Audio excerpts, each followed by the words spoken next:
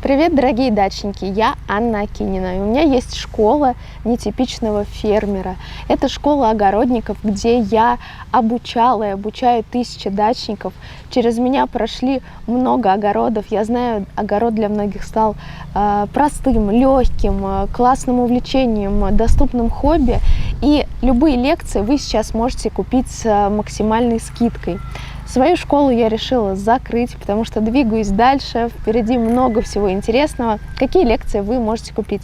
Это лекции по посадке томатов, огурцов, перцев, баклажанов, конечно, по декоративному огороду, по плодовым деревьям, хвойным деревьям. В общем, заходите на сайт Акинина онлайн, смотрите, сколько вас ждет всего интересного, покупайте, эти знания останутся с вами навсегда. Каждой лекции, видеолекция, у вас будет доступен печатный материал, который вы можете взять с собой в огород и пользоваться им в любое время. Самое главное, что вы должны знать о питании растений, это, наверное, о способе внесения, потому что тут начинаются, просто миллионы ошибок. Я сама, если честно, первый год точно так же делала. Нам кажется, что у нас вот есть пристволовой круг. Вот смотрите, он у меня обрамлен, у меня здесь мульча декоративная. И раньше я что делала? Я поднимала эту мульчу, вносила питание, врыхляла его в землю, и все, на этом моя подкормка была закончена.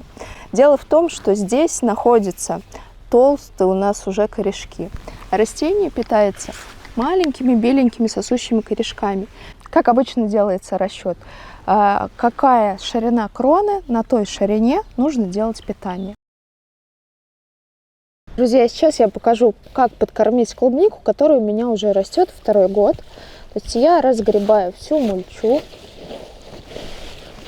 Тоже у меня есть там отверстие, его можно сделать уже немножечко побольше для удобства внесения удобрений. Я точно так же мульчирую поверхность биогумусом. Можно вот каждый год, возьмите себе за правило, взяли по стаканчику биогумуса, под каждое растение насыпали.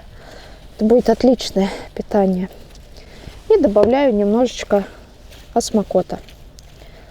Тоже по той же причине, что у меня ленивые грядки. Осмокота я кладу 30 грамм под кустик и обязательно врыхляю в поверхность почвы, то есть не оставляем на поверхности. Дальше мы все это дело накрываем обратно и обратно засыпаем мульчой. Все, мы подкормили наш куст на год вперед.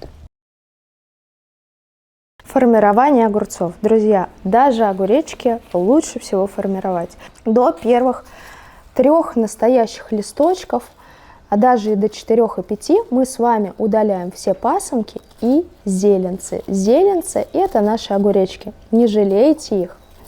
Мы с вами наращиваем корневую систему. Потом урожай будет больше, и он будет на самом деле быстрее. Возможно, один огурчик-то вы и сорвете первый, который вы ждете. Но потом вы заметите, что урожай-то на самом деле получается самый шикарный, когда мы убираем все. 1, 2, 3, 4 междуузлия, освобождайтесь спокойно. Какой использовать торф? Сейчас в магазинах, в больших сетевых есть торф прямо в огромных мешках. Покупайте, смело используйте.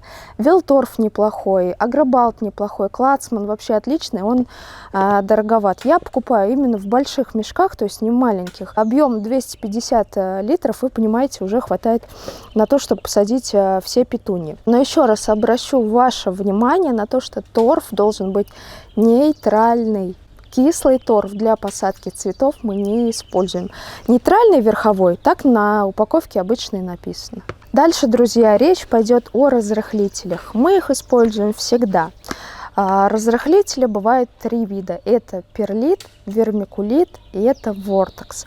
Я очень люблю вермикулит по той причине, что он не только разрыхляет и немножечко помогает нам в том, чтобы наше растение не заболело какими-то корневыми гнилями.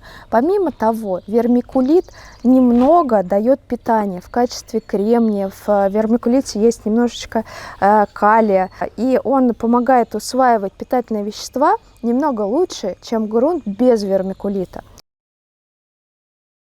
Друзья, как только у вас всходит газон и достигает высоты 5-7 сантиметров, ваша задача немедленно его постричь. Вот прям немедленно. Он кажется тоненький, лысенький, такой нежненький. Прищипки стимулируют образование боковых побегов. Помните, это всегда. То же самое с газоном. Как мы с петуниями с вами проходили, с газоном то же самое. Прищипнули, он у нас пошел с вами в сторону. Прищипнули, пошел в сторону.